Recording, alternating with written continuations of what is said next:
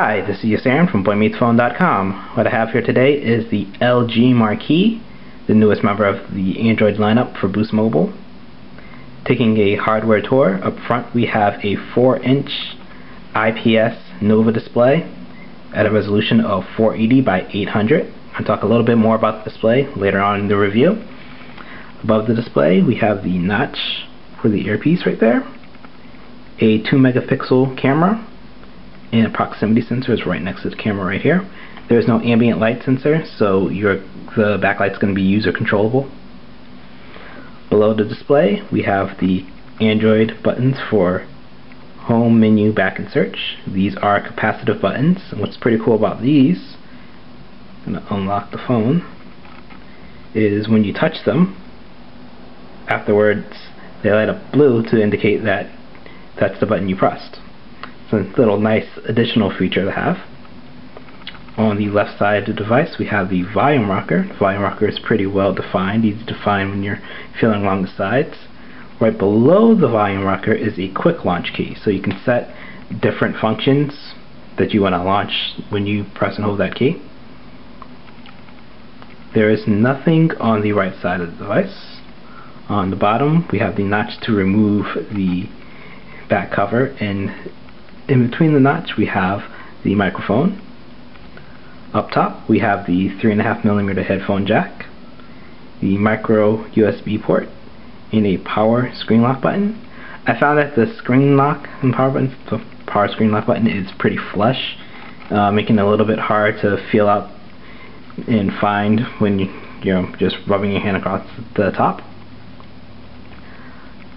And on the back we have the 5-megapixel autofocus camera with a single LED flash. And right here is the speaker. Let's take a look underneath the battery cover. You do have to pry this open. Hold on. This is never a fun exercise to do. Prying the back off. We have the phone's 1540 milliamp hour battery, and we also have the micro SD card slot. It's always nice to see that you don't have to remove the battery to get to the micro SD card. I have to say that I really like the design of the LG Marquee. It's a rather slim device. It's also really light due to the fact that it's made almost entirely of plastic. It comes in at just under 4 ounces. Despite the fact that it's made out of plastic, it does not feel cheap, but to be on the safe side I would recommend getting a case for that extra sense of security, even with the Gorilla Glass front. This phone is a fingerprint magnet, so that's something you should know before you purchase it. But design wise it's rather nice. Has some nice elements that not only add to the aesthetic appeal but are functional, like those curves on the back where it slopes off on each side. It helps it fit nicely in the hand, and it also keeps that speaker from facing downwards when you have it facing up. So if you have it on speakerphone or you're watching something, that speaker is not going to be facing down on the table or whatever you're letting it flat on, so you won't get that muffled sound. The LG Marquee has a 4-inch Nova IPS display. It's at a resolution of 480 by 800. It's an IPS display. That means it has in-plane switching. Some of the benefits of having an in-plane switching display are its really nice viewing angles and its ability to reproduce colors, especially blacks. They call it a Nova display because of the brightness. It is around 700 nits, which is a measurement of brightness. So what I'm going to do is turn the brightness up on this display all the way. You can see how bright it is. Now to compare, I have a G2X, which also uses IPS technology and is actually the same exact size and the same exact resolution. This one's turned up all the way, and I can show you that brightness on the G2X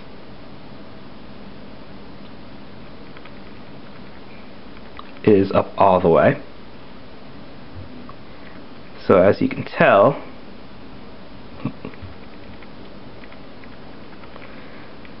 the Nova display does produce a brighter picture overall.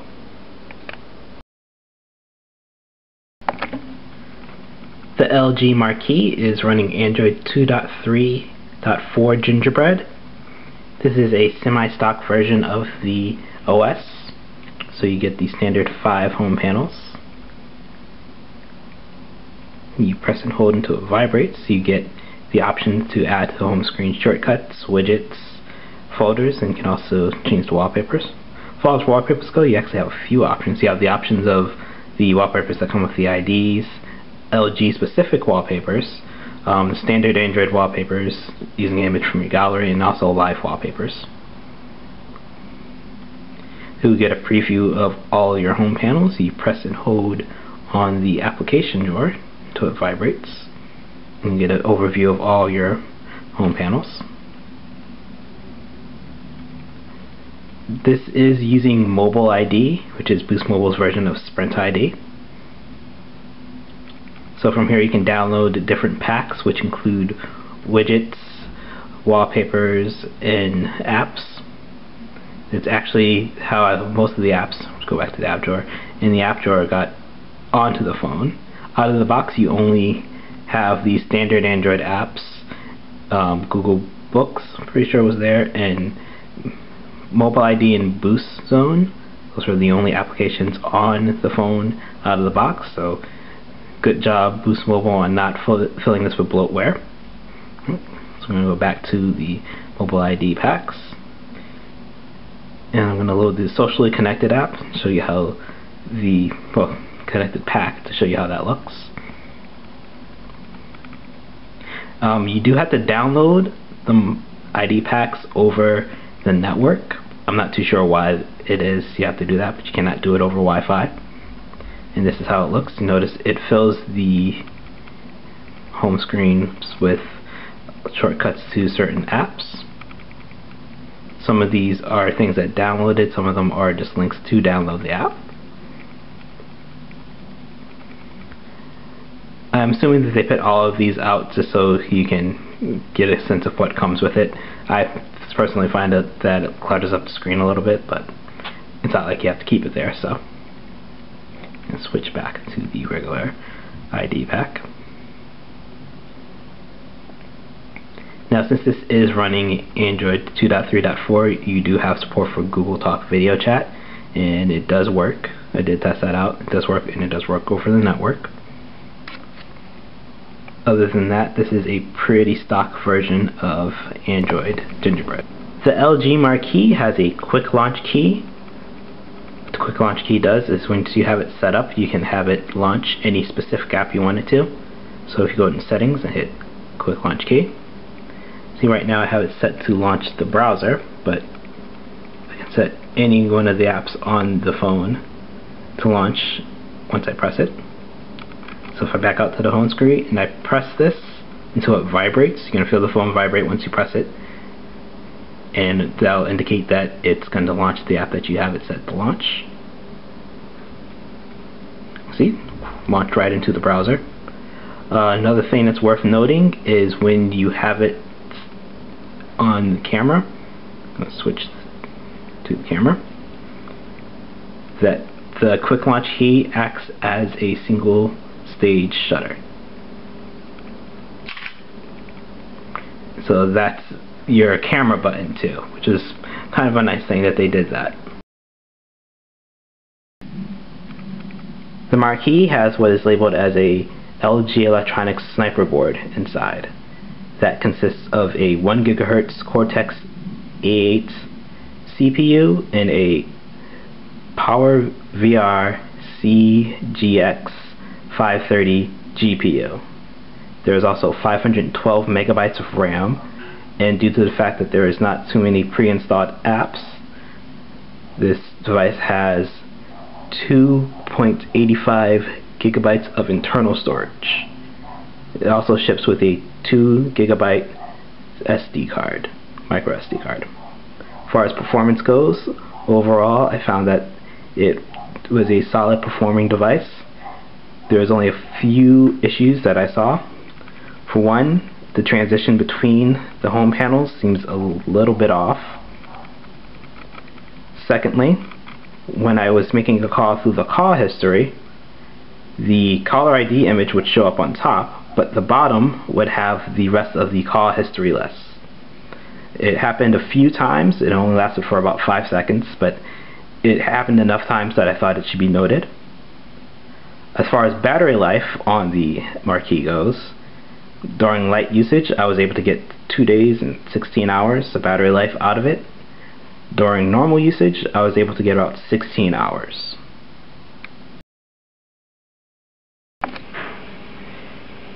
The LG Marquee is a EVDO revision A device running on Sprint's 3G network.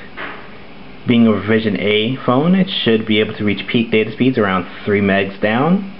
Unfortunately, I was not able to get speeds like that during my tests. I was able to get around 1 meg down.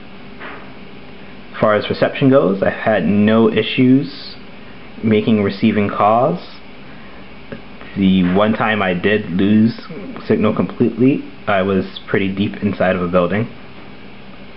When I did have one signal bar left, I was able to send out calls and had no issues with hearing the caller hearing me, which was quite nice. Through the earpiece, talking about sound quality through the earpiece was actually really nice. Even at its highest volume, I had no issues hearing the callers. Everything sounded quite clear. The microphone on this device does a good job of picking up voices. Well, your voice. It doesn't pick out any background voices, which was quite nice. Sound through the speaker was more than acceptable, though a little bit quiet for my liking. But it was louder than other devices. So,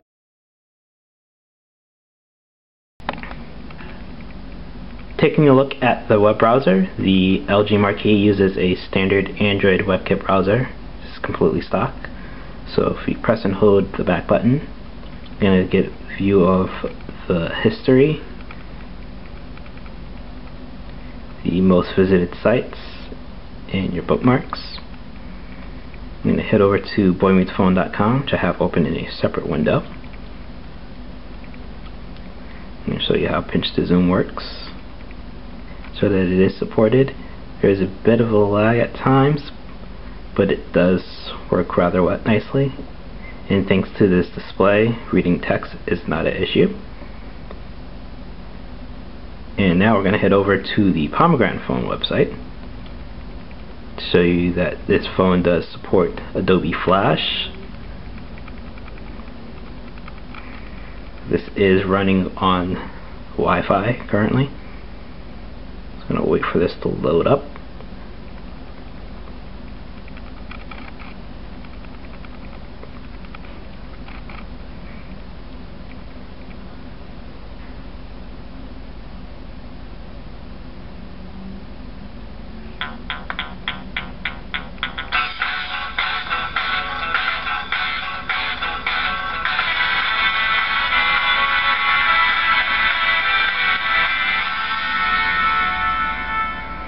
So that's a look at the web browser on the LG Marquee.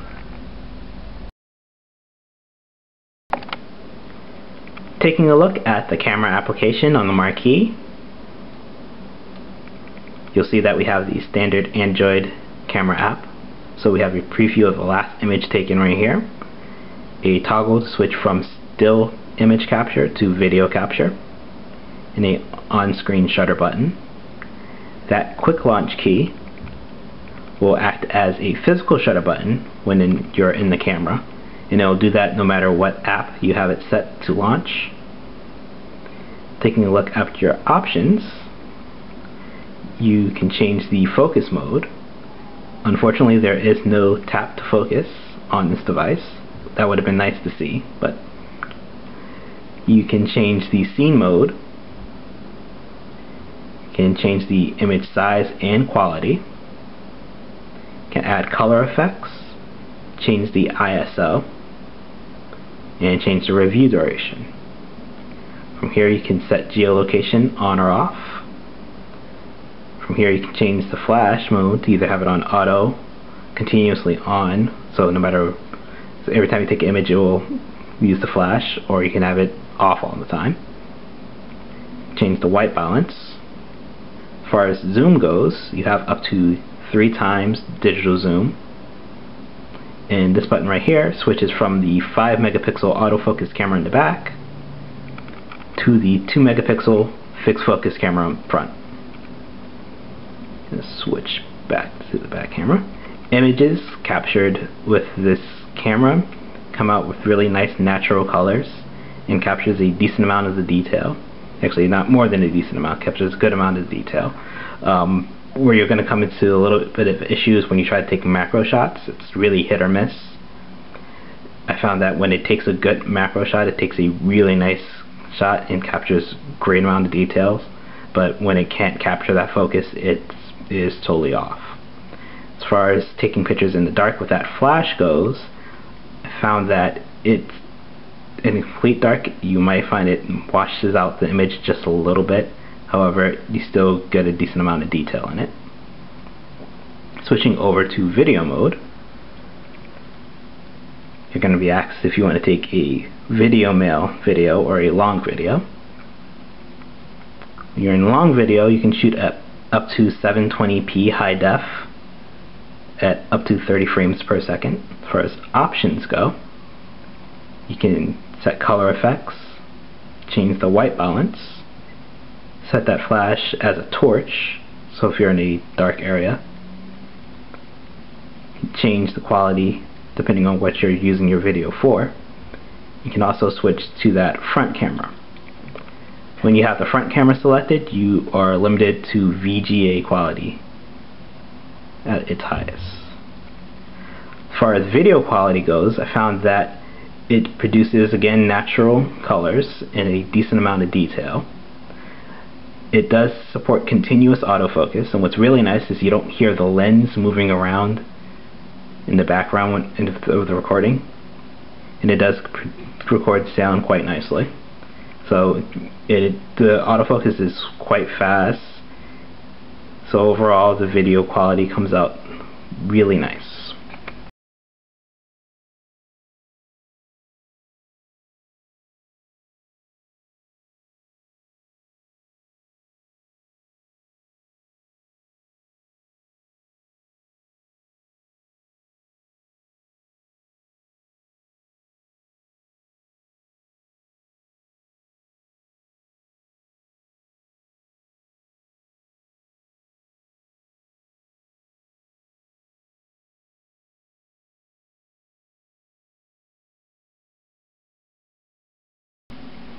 With a great design and a gorgeous screen, there's a lot to like about the LG Marquee on Boost Mobile.